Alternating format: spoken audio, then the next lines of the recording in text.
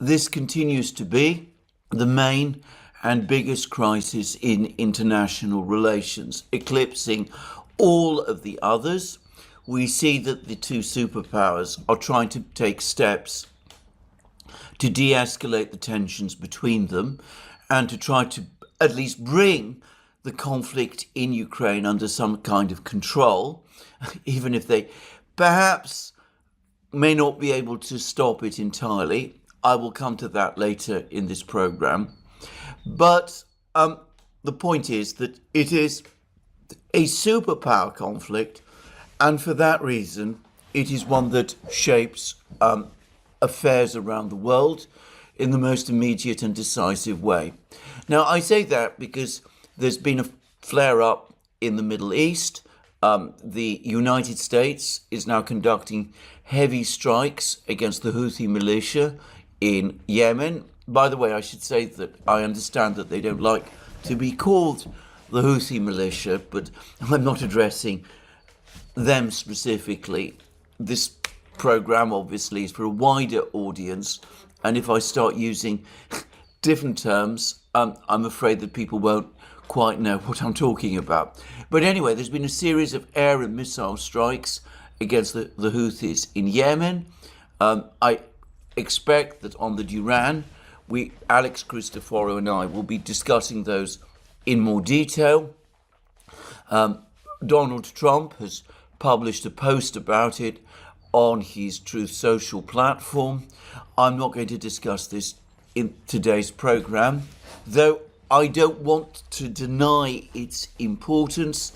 It suggests that the situation in the Middle East continues to be extremely precarious, despite this very uncertain, fragile ceasefire that we have in Gaza, and despite the fact that the Americans and the Russians possibly might start talking eventually about the situation, the conflict between the United States and Iran. So let's now discuss the situation in Ukraine. And I'm going to start again with the military situation, because after the virtual summit meeting in London, about which I'm going to say more, but after that meeting, President Zelensky made a number of claims. He said that Putin is lying about everything. There are no Ukrainian troops encircled in Kursk or in Suja or anywhere like that, that the Ukrainians have the situation fully under control on every battlefront, that Putin's claim or that the Russian army is advancing right across the conflict line, that is basically untrue. That was, anyway, my understanding of what Zelensky said. He's got the situation fully under control. The Ukrainians have the situation fully under control, and there is no truth in any of the claims that Putin has made. Interestingly, along with Zelensky saying all of that, he continued to insist that the Russians must accept the proposed ceasefire without any conditions. And he also said that if the Russians do not do so, then the full might of the collective West and of the United States must be deployed against them. Though, again, it's completely unclear what he imagines how he imagines that should be done. But anyway, let's look at the military situation and try to work out whether what Zelensky is telling us is the truth.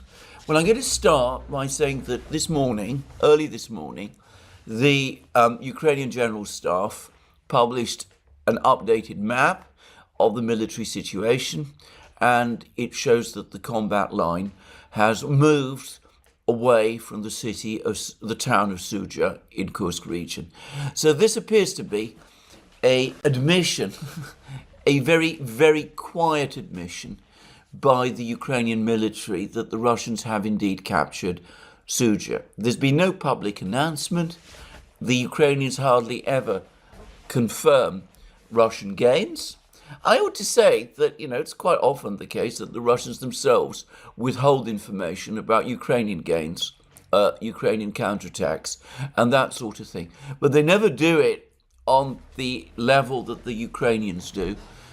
It took, as I remember, the better part of a year before the Ukrainians finally admitted that Bakhmut, the town of Bakhmut, which the Russians captured in May 2023, had been lost. And even then, there's been, as far as I know, no full statement or public announcement or anything like that.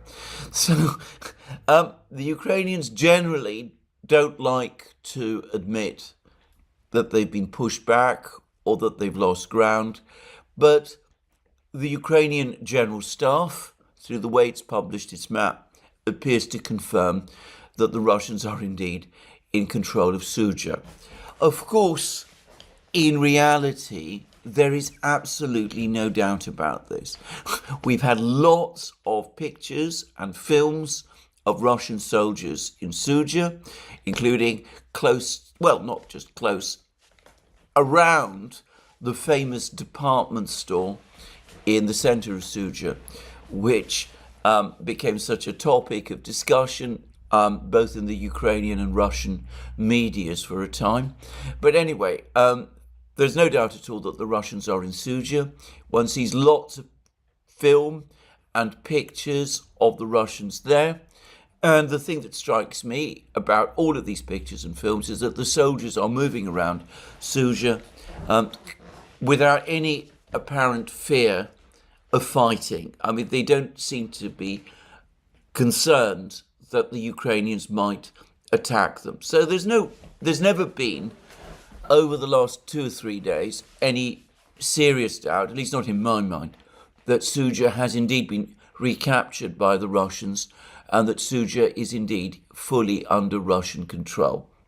And there was some lingering doubt, at least in my mind, whether some of the outlying parts of Suja, the west of Suja, there might still be some Ukrainian soldiers there. But as I discussed in my program yesterday, that is obviously no longer the case. So Zelensky, so far as I know, didn't talk about Suja itself.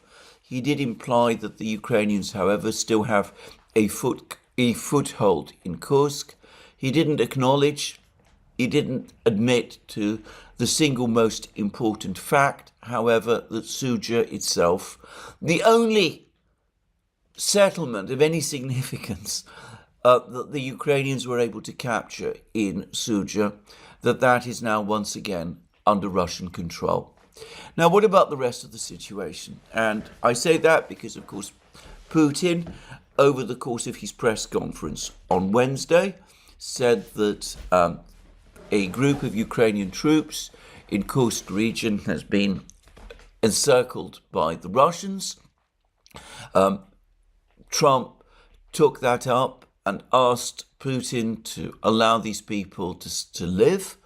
Putin then responded at a Security Council meeting in Moscow, a Russian Security Council meeting in Moscow. He said that he would give the troops in Kursk, the Ukrainian troops in Kursk, an opportunity to lay down their arms. That this would require a decision by Zelensky himself, obviously. Subsequently, we've had confirmation that the Russians are giving the Ukrainians in this area where this encirclement has taken place until 6 a.m. on Monday, 6 a.m. local time on Monday, to lay down their arms. So is there any truth to this? Well, I think the first place to go is to what Group of Forces North are telling us about the situation. Group of Forces North is the Russian military grouping that is conducting operations in Kursk region, and they are the people who have defeated the Ukrainians there, who've just recaptured Suja, and this is what they say. This is their very last report, and they say this. On March 15th, Group of Forces North continued to carry out tasks to liberate the Kursk region. We continue to grind down the Ukrainian armed forces units, advancing on all sections of the front. The enemy is putting up fierce resistance, clinging to every meter of Russian land. After we liberated the village of Rubanshina, which happened yesterday, fierce fighting began for the neighboring village of Gogolevka, which is located 3 kilometers from the border crossing. Now, there's a certain view that the capture of Rubanshina effectively closes the trap around the Ukrainian troops in Kursk. If the Russians do capture the village of Gogolevka, then presumably that trap will be closed even further.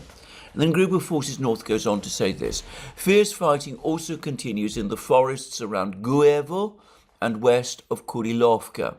We are confronted by both the Ukrainian armed forces who remain in their positions and the enemy's hastily transferred reserves who are unaware of the situation at the front. Contrary to popular belief, the Ukrainian Armed Forces Command, that's to say Zelensky and Syrskyi, continue to increase the number of their forces in the area.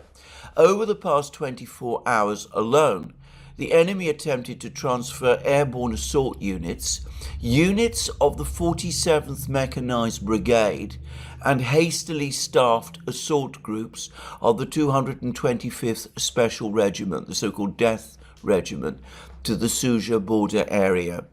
The enemy's actions were promptly detected by our intelligence, and the reserves that arrived were destroyed. The Kiev regime apparently still believes that it can bargain for some preferences in potential peace talks if it holds on to some territory of the old Russian regions. However, our military political leadership has repeatedly stated that this is not subject to discussion, and all enemy forces who refuse to lay down their arms will be destroyed. The total advance of our troops in Kursk region was 4.7 kilometers, and 15 units of enemy armored vehicles were destroyed. And Group of Forces North then gives an extraordinary list of armored vehicles who have been destroyed. And it goes on, and it includes a tank, 2 armored personnel carriers, 3 infantry fighting vehicles, including a Marder vehicle from Germany, 7 armored fighting vehicles, 6 field artillery guns, including a Bogdana self-propelled gun, that's a Ukrainian-developed gun, and a PZH-2000 supplied by Germany, and lots of other destruction of that kind. And anyway, that, to my mind, doesn't exactly confirm an encirclement, but comes very close to doing so.